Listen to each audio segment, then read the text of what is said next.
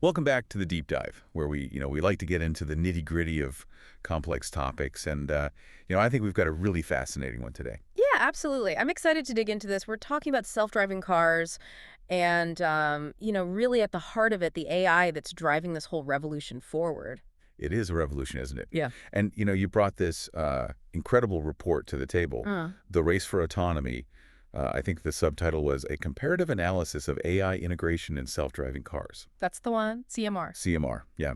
And this was just updated in February this year, so it's very up to date. Very much so.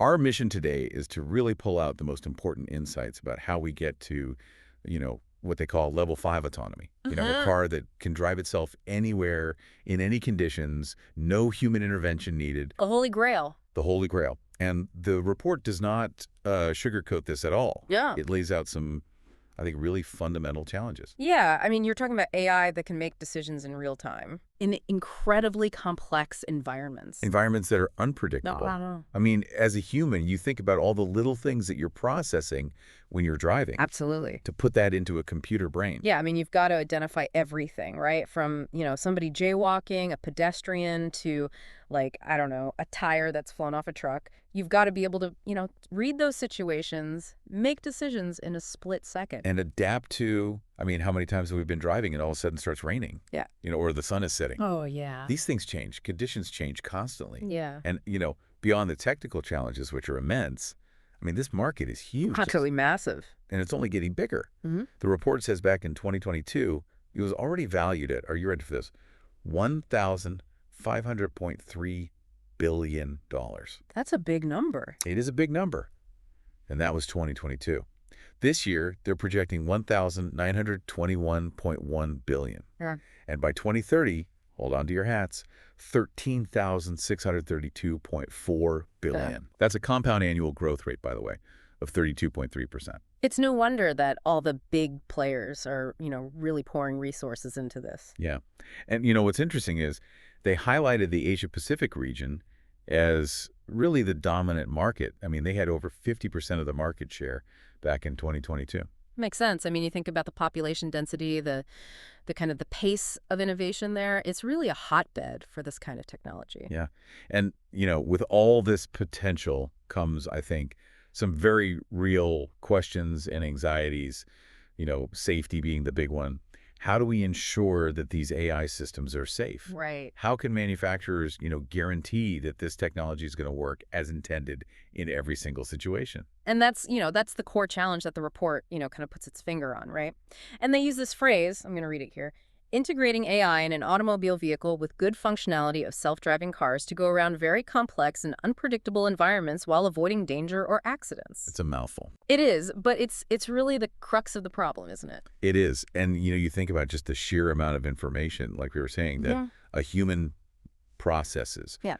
To make that happen in a fraction of a second Yeah. with algorithms and sensors in every imaginable scenario, it's a huge undertaking. Yeah, it's really like building a digital brain that can not only learn, the rules of the road, but Yeah. also, how to react to things that you could never predict. Absolutely.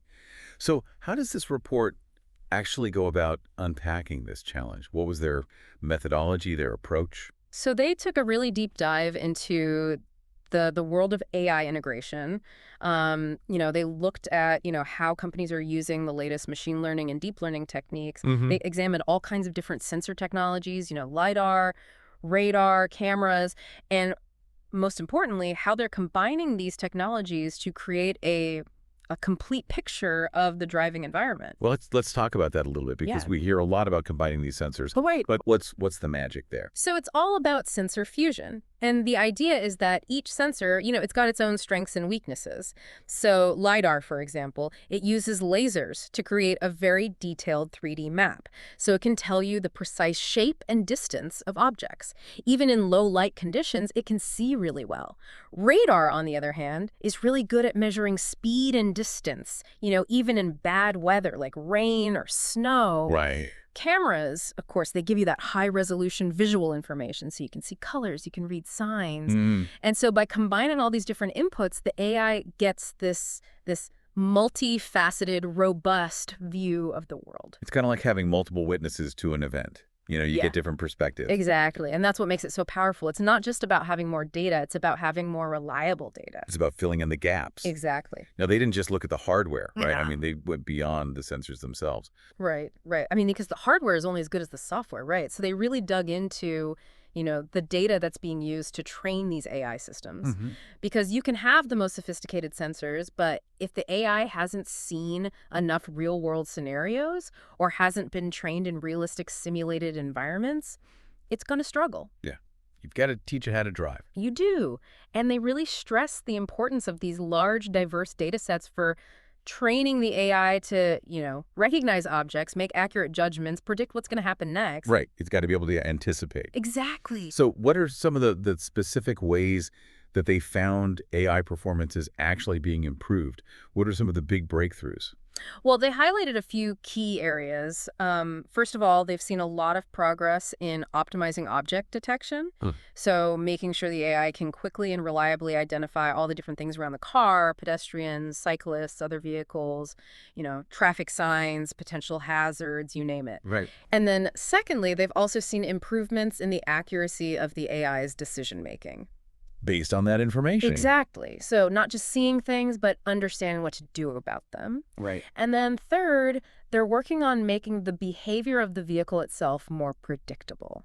So that other drivers and pedestrians? Yeah, so that everyone else on the road can kind of anticipate what the car is going to do. It's like teaching the car to drive like a human, in a sense. It's got to fit in. It can't be this, robot doing its own thing. Right, right. So predictability, huge. Yeah, absolutely. And that's where that sensor fusion we were talking about really comes into play. Mm-hmm. Because by combining, that detailed special information from LiDAR with the speed and distance data from radar and then the visual richness of the cameras, the AI can really get a much more complete understanding of the environment. Right. It all works together. It does. Okay, so we talked about the central challenge and the general approach.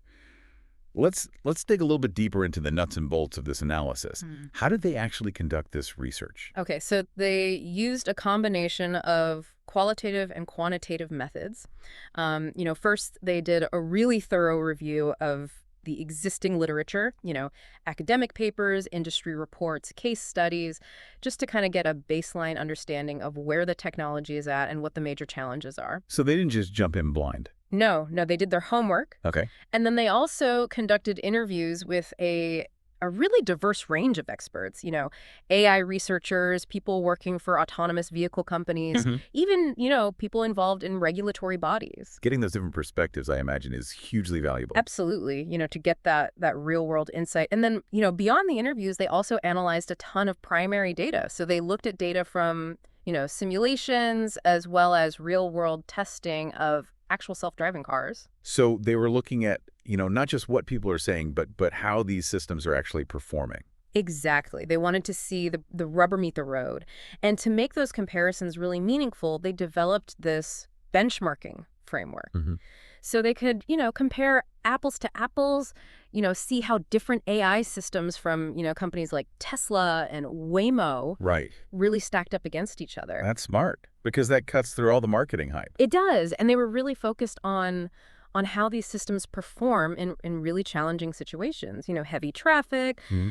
bad weather, sudden All obstacles. the edge cases. Yeah, exactly. And they looked at how well those sensor fusion techniques we talked about, how well they work together, Mhm. in real time to detect objects and make decisions. And then, even deeper, they looked at the actual machine learning models, the training data sets, the simulation environments, how robust those algorithms are when they encounter something they've never seen before. So they really went deep. They did. And then, they also took into account all the regulatory standards, Mm-hmm. because Yeah. that's a moving target as well. Oh, absolutely. So they really covered all the bases. Yeah. It sounds like a very comprehensive piece of work. It really is. Now, the report also talks about the market growth, which we touched on earlier, but they actually give some updated projections. Right. So they're still projecting some pretty significant growth. They're saying by 2035, the market could reach 76,217,000 units. 1,000 units. 1,000 units, yes, thank you. That's a lot of cars. It is, and that's, up from an estimated 37,090,000 units in 2024. Mm-hmm. So still a lot of growth, but the The compound annual growth rate for unit sales is projected at 6.8%, which is still good, but it's a little bit lower than the growth rate for the overall market value. Right. So it might suggest that the market is starting to mature a little bit, Okay. As more and more cars get adopted, the prices might come down a bit. All right. Economies of scale. Exactly. So we've talked about the challenges, the methodology. What about the positive outcomes? What are some of the benefits that they're seeing from all this research and development? Well, one of the most significant outcomes is that the AI systems are becoming much more reliable. Hmm. And that means they're performing better in those really challenging situations, like we were talking about, busy intersections, bad weather, sudden obstacles. Which is exactly where you want them to perform well. Absolutely. Because those are the situations where, human drivers tend to make mistakes. Right. And thanks to, these advancements in machine learning, the AI is getting better at making decisions in real time, Hmm. which is absolutely crucial for, assessing the situation and reacting appropriately. They're also seeing smoother path planning, so the car is not just reacting in the moment, it's thinking ahead, figuring out the best route to take. So it's not just about, obstacle avoidance. It's about thinking strategically. Yeah, exactly. And then another really important benefit is that they're seeing a reduction in false positives. Oh, interesting. So, the car is less likely to slam on the brakes for no reason. Right. Because you don't want it to be overly cautious. No, you want it to be safe, Mm. but you don't want it to be disruptive. Right. And at the same time, they're improving object identification, so it's better at recognizing actual threats. It's a delicate balance, isn't it? It is. And the report also suggests that their research has helped to develop more standardized testing Oh, protocols, that's interesting. which is really important because it means that we can compare different AI systems from different manufacturers more fairly and consistently. Yeah, kind of level the playing field a little bit. Exactly. And that can only be a good thing for, building public trust in the technology. Yeah. If everyone's playing by the same rules, it helps. It does. Now, the analysis also specifically mentions the benefits for the client, the automotive manufacturer who commissioned this report. Yeah. How did they gain from these insights? So they really gained a much deeper understanding of machine learning models and sensor fusion techniques. Mm-hmm. And that allowed them to improve the accuracy and the safety of their own self-driving systems. So it wasn't just theoretical, it was very practical for them. This is real world stuff. Absolutely. And, the report really emphasizes that this increased reliability not only made their vehicles safer, but it also helped to boost consumer confidence, Mm-hmm. which is, essential in a market where trust is everything. Yeah, people have to believe that it works. They do. And these advancements also gave the client a competitive edge. Mm-hmm. They were able to make smarter decisions about future investments, about how to navigate the regulations, Right. about how to talk to the public about this technology. So it's not just about the technology itself, it's about all the stuff around it. Exactly. And the report also says that this deeper understanding allowed them to really fine-tune their products. Mhm. They were able to see how their systems perform in a wide range of conditions, Mhm. identify areas for improvement, iterate faster. They got better faster. They did. And ultimately, these improvements, in safety and decision-making, they helped them to meet those increasingly stringent regulatory standards. So it's a win-win, right? Yeah. Safer cars, they're able to get to market faster. Yeah, it's a good example of how, research and development can really pay off. Yeah. It's fascinating, isn't it? I mean, we've really gotten into the weeds here, but it's such an important topic. It is, and it's amazing to see how far we've come. Yeah.